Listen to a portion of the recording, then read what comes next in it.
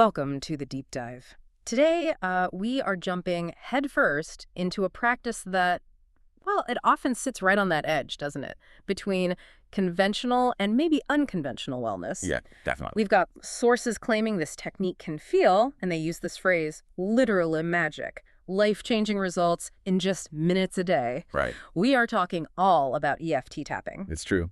EFT, the emotional freedom technique, Mm-hmm. it does get met with a bit of skepticism, in more traditional circles. Mm-hmm. But the reports you hear about profound personal change, they're pretty hard to ignore. So our mission today is to take this stack of sources we have on EFT tapping and really find where things connect. Okay. We want to see where the roots in, say, ancient Chinese medicine and modern neuroscience meet those sometimes pretty lofty claims about self-healing and even manifestation. Right. So let's start with the architecture. Just Yeah. what is EFT tapping at its core? Okay, well, it involves physically tapping, like with your fingertips, on specific points on the body. These are known as energy meridian points. And while you're doing that, you're also repeating these structured statements out loud. So it's very active. You're physically doing something while you're thinking and speaking. Exactly. And if we look at why it might be effective, structurally speaking, our sources describe it as this kind of ingenious hybrid. A hybrid. Yeah, it essentially combines elements from three pretty powerful established methods into one practice. Okay, let's unpack that then. What are these pillars it's borrowing from? All right, so first you've got cognitive behavioral therapy, Mhm. CBT. That's all about recognizing and, reframing negative thought patterns. Standard stuff, yeah. Then second, it uses exposure therapy, which means deliberately confronting the difficult issue or memory, not avoiding it. Okay, facing the fear. Exactly. And third, there's the physical part, which is acupressure. And that draws directly from traditional Chinese medicine. Acupressure. Right. So it really is this convergence, you could say, of Eastern energy ideas and Western psychological frameworks. That root in TCM, traditional Chinese medicine, that feels like the foundational piece, right? Tell us a bit more about these meridian channels. Okay, so TCM works on the assumption that the body has these pathways, these energy channels called meridians. Mm-hmm. And in that model, emotional distress, anxiety, anger, whatever, isn't just brain chemistry. It's seen as an energy disruption, like a blockage. Up blockage, okay. Yeah, something causing stagnation in your system. So the tapping, according to this theory, helps to unblock those specific points on the channels and restore the natural flow and balance. Interesting. And how you start the process, it sounds a little counterintuitive if you're aiming for calm. You have to deliberately bring the difficult thing to mind. Yeah, you do. Yeah. You have to intentionally think about the issue. Maybe it's anxiety about money or a specific traumatic memory or just feeling stuck in your career. Why is that activation step so important? Well, the sources emphasize that this deliberate activation is key to making the memory or the emotional weight malleable. Malleable, like changeable. Exactly. Mm-hmm. The idea is you can't really rework a memory or a feeling that's just dormant or buried. By bringing the painful issue right to the forefront, consciously, you make it accessible to the tapping process. You're essentially looking right at the problem while simultaneously introducing this feeling of safety through the tapping. Okay, and this is where the analysis kind of has to balance these different perspectives, isn't it? Because the anecdotes in our sources, I mean, they make some genuinely extreme claims, stuff that goes way beyond just feeling a bit less stressed. Right. You hear stories, don't you? People tapping about, say, not having enough money Yeah. and then suddenly getting an unexpected check in the mail. Or even physical symptoms just disappearing. Or that. Yeah. And this really lays bare the kind of holistic philosophy in the source material. Mm. The radical idea or claim is that the emotional blockage isn't just linked to the problem, it's the sole cause of that physical or financial reality. So if your inner world is stuck because of some limiting belief, Then your outer world is going to reflect that stagnation. It has to in this view. So tapping becomes this tool to clear out that inner resistance, whether it's resistance to money or health or love or whatever. okay, we've heard the kind of extraordinary claims, the ones rooted in maybe ancient energy science. Let's pivot now and ask the skeptics question. Can we ground any of this in, verifiable science? What does modern neuroscience say? Yeah, good question. This brings us to the amygdala. Amygdala regulation. The brain's fear center. Exactly. The core part of your brain running that fight or flight response, this sort of alarm system. The idea is by doing this rhythmic physical tapping while you're also verbally addressing the fear, Yeah. You're basically signaling safety directly to the amygdala. So you're not trying to argue the fear away logically. You're sending a signal to the deeper nervous system saying, hey, we're actually okay right now, even thinking about this scary thing. Precisely. And that action seems to significantly help regulate the nervous system. It reduces that overall physical and mental arousal, that feeling of being key up or stressed out. And that part is scientifically documented. The source points out that, yes, this reduction in arousal, this calming effect, has been measured. And crucially, by applying this calming mechanism while the distressing memory is active, Okay. you're initiating something called memory reconsolidation. Memory reconsolidation, that sounds like. Like Yeah. you're reprogramming your brain in real time. That's a good way to put it, yeah. In a way, when we activate an emotional memory, especially a difficult or traumatic one, that memory becomes, for a short time, flexible. It's like pulling a file out of the cabinet and opening it up. Right. If at that exact moment you give the brain new information, calmer signals, positive associations through the tapping and the statement, the brain can literally rewrite how that memory gets stored when it files it back away. Wow. And that rewiring hinges on the actual words you use, right? Our source details this really specific structured phrase you use every time. It's a bit long, but the structure is key. Even though I have this fear emotion memory, I love and I deeply accept myself anyway. Yeah, that statement is absolutely critical. It performs this really powerful dual function. Okay, what are the two parts? The first half, even though I have this fear, that's the exposure part. You're acknowledging the negative feeling. You're not pretending it isn't there. You're accepting its presence right now. Okay, makes sense. Don't ignore it. Right. And the second half, I love and I deeply accept myself anyway, that's the safety piece, the self-compassion. Ah, okay. You're deliberately creating this feeling of security and self-acceptance in your body while you're holding the discomfort of the memory or the feeling. This is what really separates it, apparently, from some traditional exposure therapy where that self-acceptance piece might be missing. That makes total sense then why the source connects EFT to somatic therapy, body-based trauma work. If talk therapy alone isn't cutting it. Exactly. Bringing in movement, connecting with the body, that helps release stored emotion. I know the source mentioned it can sometimes lead to pretty intense emotional releases, like crying. For sure. Because emotions, especially trauma, they get stored somatically. In the body's tissues and the nervous system, the tapping, plus the words, gives that stored energy a pathway out. It's noted that, yes, sometimes people will start crying or even shaking a bit during tapping. And that's seen as a good thing. It's viewed as the nervous system successfully discharging that pent-up emotional energy, a release. Okay, so we've got the theory, this blend of TCM and neuroscience, but what about hard data? This is usually where the skepticism really kicks in for something that looks, let's be honest, kind of simple. Yeah, and the sources do acknowledge that the research base isn't as vast as, say, for CBT.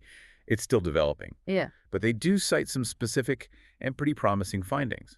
Like what? Well, there's the Church 2012 study that one gets mentioned a lot. It found that EFT tapping lowered cortisol, the main stress hormone, by anywhere from 24% to 50%. Wow, 24 to 50%. That's a significant drop in cortisol. Was that compared to anything else? Critically, yes. In that particular trial, the reduction was shown to be greater than what they saw with just talk therapy alone. Interesting. And beyond that, EFT has apparently been compared favorably to CBP in some other trials, especially for specific things like anxiety and phobias, fear of public speaking, for example. Okay. And in the trauma field, there are studies mentioned involving veterans with PTSD. They apparently showed not just immediate relief after EFT sessions, but those improvements held up over time. They were long-lasting. That evidence does sound compelling, but the technique still gets hit with the it's just placebo argument all the time, right? How does the source handle that sort of woo-woo perception? It takes a very pragmatic stance, actually, very results-focused. The argument basically goes, look, if a technique consistently delivers measurable, lasting results, Like low cortisol, symptom relief. right, or achieving the outcome you wanted, then whether you label the mechanism placebo or not becomes kind of irrelevant, doesn't it? The mind and body are clearly connected. If the action leads to healing or a positive shift, the label doesn't really change the fact that it worked for that person. That does shift the focus. But, okay, a listener thinking scientifically might still ask, does the source address if the specific tapping points matter, the meridian points? Or could you just, I don't know, tap your knee and say the phrase? That's a really sharp question. Is it the energy pathways or just the physical grounding plus the words? The source definitely leans into the meridian theory. Now, they don't cite definitive studies that perfectly isolate the points from the psychology, but the underlying theory is that stimulating those specific meridian points is what interrupts the energy disruption, the stagnation we talked about. Okay. So the claim is that it's the unique combination of the cognitive reframing and that specific physiological intervention via the meridians. They suggest the effectiveness drops off significantly if you use the wrong points or just tap randomly. Got it. Okay, let's circle back to that application that links the inner and outer worlds using EFT for manifestation for unblocking life goals. How does clearing emotional stuff supposedly help someone, say, financially? Right. The core philosophy there, as presented, is consciousness is the only reality, meaning your external world is basically a mirror reflecting your inner state. Okay. So if you're operating day to day with a nervous system that's chronically dysregulated, maybe from past trauma, chronic stress, whatever, it creates this subconscious resistance, this background hum of anxiety or limitation. And that state makes it hard to consciously create what you want, like manifestation. Incredibly difficult, according to this view. Because if your default internal state is stress or lack or fear, your external reality is bound to keep reflecting that back to you, no matter how much you consciously wish for something different. So EFT comes in. To bring those Okay. limiting subconscious beliefs right up to the surface, the ones you might not even know you have. Like what kind of beliefs? Oh, things like deep down believing if I actually become successful, something bad will happen, or I'll be unsafe, or maybe if I find real love, I'll lose my freedom or I'll lose myself. These hidden fears act like silent blocks. And tapping helps dissolve those specific hidden blocks. That's the idea. You identify the fear, you tap on it using the setup phrase and the points, and you dissolve its emotional charge. Yeah. You're not just treating the symptom, like lack of money, you're going after the root hidden belief about money. Okay, and we have this fantastic, really specific anecdote from the source material that illustrates this perfectly. It involves someone dealing with CPTSD, complex post-traumatic stress disorder. Yes, a chronically dysregulated nervous system as a result. And they actually used tech, an Aura ring, one of those health trackers, to monitor their progress. Tracking things like heart rate variability, sleep quality. Exactly. And they confirmed, using that data, that integrating EFT genuinely lowered their stress levels significantly. Then they started tapping specifically on limiting beliefs around money. And the outcome was, well, kind of bizarrely specific. It really was. They told this story about being scammed by a car rental place in New York. This happened over a year earlier. Right, and they'd completely given up on getting a refund, filed claims, got denied multiple times, basically wrote it off. Totally. And then, just 3 days after starting this focused tapping practice, specifically on their subconscious money blocks, what happens? Boom! A full, totally unexpected refund lands in their account from that exact same company. Over a year late, completely unprompted, after being told repeatedly the money was gone for good. I mean, that's either one heck of a coincidence. Or potentially a really powerful illustration of the source's core claim, right? That dissolving the internal belief that money was blocked or inaccessible created an almost immediate, very specific shift in their external financial reality. It certainly speaks to the potential speed of the technique when it's applied with that kind of focus.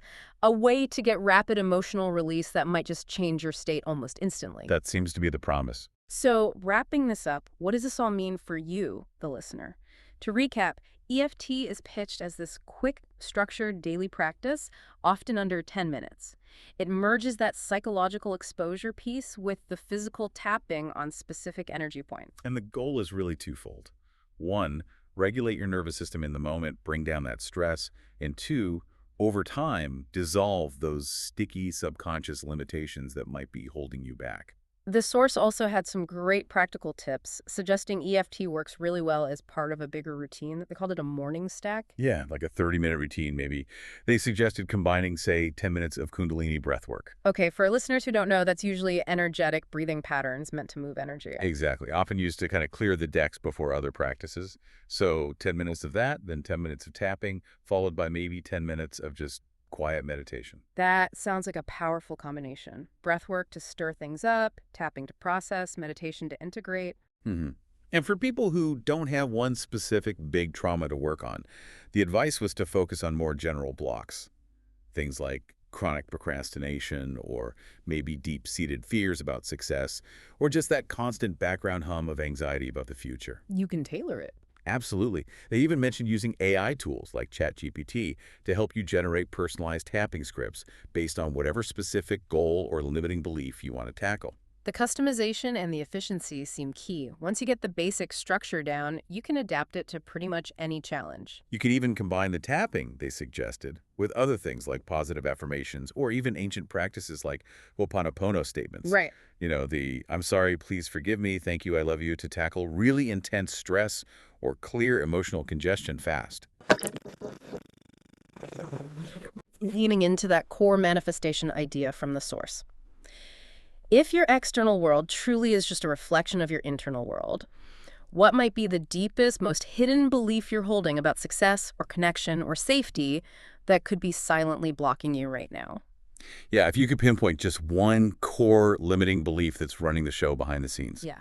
what would you choose to tap on tomorrow morning?